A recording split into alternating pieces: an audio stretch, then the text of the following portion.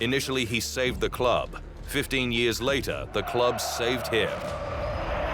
The roller coaster journey of Fernando Torres.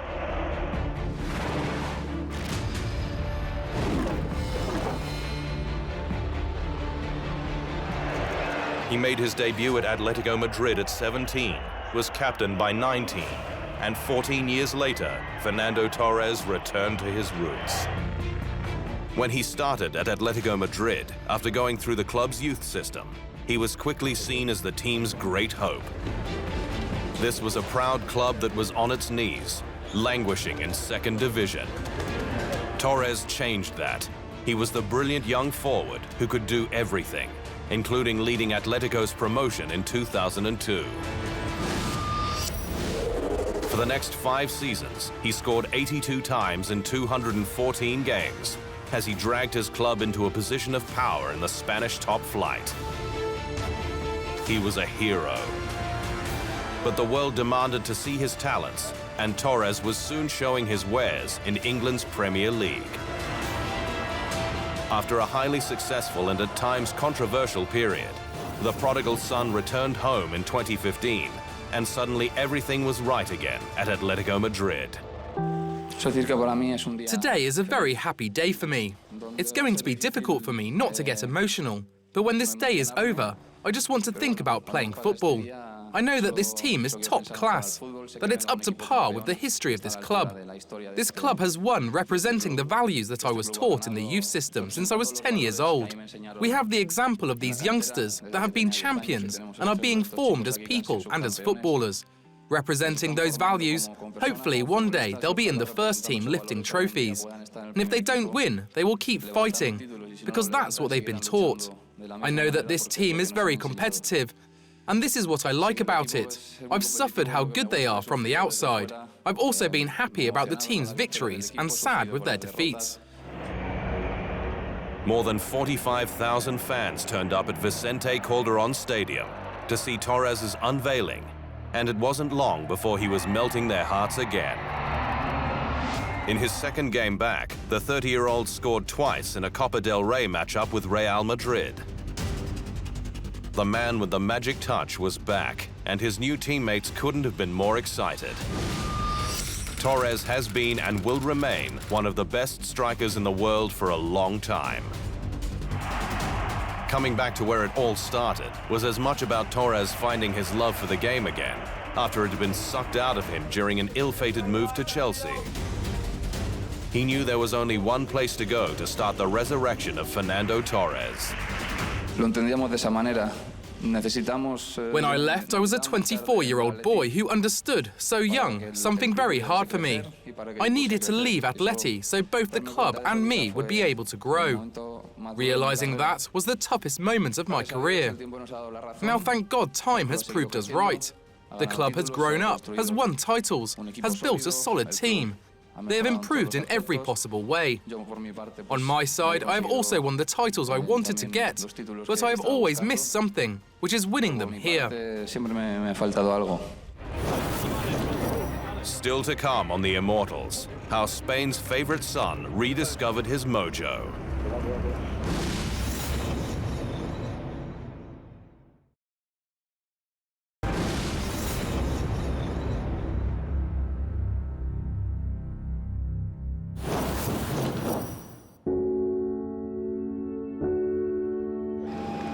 Some of the world's best players have orchestrated the return home like Fernando Torres. A pull of the heartstrings is often the main reason, or fulfilling a lifelong dream like Carlos Tevez did. He played with Boca Juniors as a teenager before embarking on his glittering career. In 2015, he returned to his original club, winning the Argentine league title and best player in the league. Barcelona star Gerard Piqué was a product of the club's youth academy before being lured away by Manchester United. He returned to Camp Nou in 2008 and has won trophy after trophy. In the case of Paul Pogba, the return home story is one that still sends shivers down the spine of the United hierarchy. I'm back. They had the French star on their books as part of their youth academy, and he even played 3 games during the 2011-12 season before moving to Juventus. In 2016, they paid a world record fee of 105 million euros to get Pogba back to Old Trafford. It was like I just came back home and I just went for a holiday. It looks like I went for a holiday. I just go back, I come back home, I'm happy.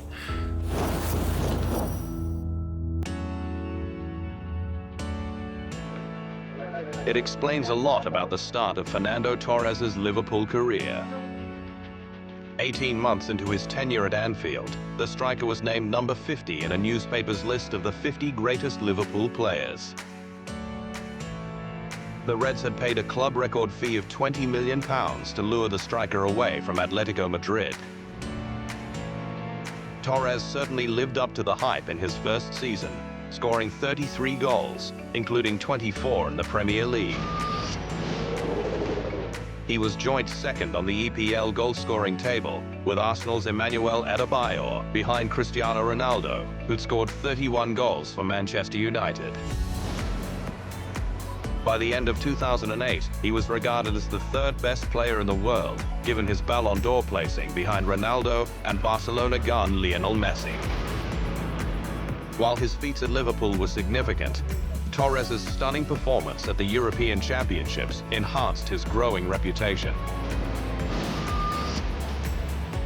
He had made his debut for Spain in 2003, played at Euro 2004, and then 2 years later at the World Cup was his country's joint top scorer.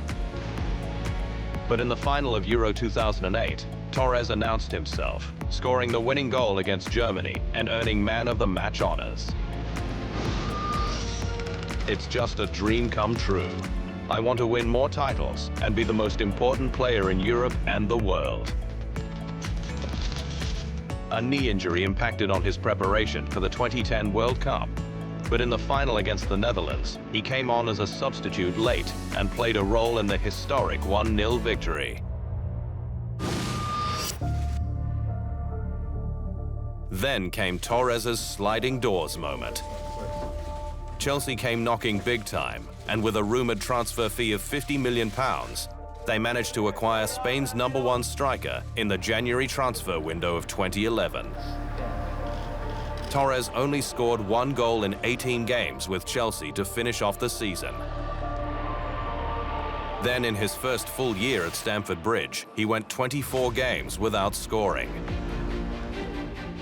He did manage to regain his mojo for Spain, scoring in the final of Euro 2012 as his country defended their title with an emphatic 4-0 defeat of Italy. His 3 goals in the tournament was enough to win him the Golden Boot. Torres only scored 11 goals in 49 games in his first full season with Chelsea, the highlight being a Champions League final victory over Bayern Munich, although the Spaniard came on late as a substitute. The pressure continued to grow, and with every misfiring game, Torres was feeling it. I want to do the things I used to do. I did them at Atletico. I did them at Liverpool, but I am not doing them at Chelsea. In 2014, it was agreed he needed time away, and Torres was loaned out to Milan. I had 7 fantastic seasons over there, thanks to Liverpool to give me the opportunity to go to the Premier League, where I had a fantastic time, thanks to Chelsea for giving me the opportunity to play for them and win so many major trophies. But after 7 seasons, I had in my mind that I needed a change, I needed a new challenge. He made the move permanent in 2015, and then 2 days later was loaned out to Atletico Madrid. It was an inspired move, as Torres was instantly a different man.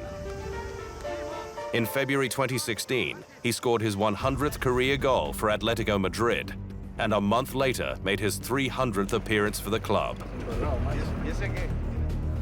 He's contagious. His willingness to work, his sheer willpower. He is always fighting to be better for you. The more you demand, the better he responds. It's a virtue that very few players have. In respect to his work rate, very good, always at a very competitive level. He scored the opening goal in the Champions League quarter-final against Barcelona as Atletico surged into the final. And hopefully the ending will be very good for us. What we see in the front of us is an opportunity to write a new chapter in the history of this club. And we feel we are really privileged and lucky for being part of this group, which has such a difficult mission, so that this story has a happy ending. An ending that all of us, those who have been here all their lives, have dreamt of at least once. Unfortunately, the fairy tale script against Real Madrid wasn't followed. After Atletico equalized in the 79th minute, the final went to penalties, where Real prevailed 5-3. They again lost to their crosstown rivals in the 2017 Champions League semi-finals. In his mid-30s and joining Japanese club Sagan Tosu in 2018, Torres continues to be revered wherever he plays. The fact Atletico Madrid is now a world powerhouse is the reason the kid they called El Niño is regarded so highly as an immortal.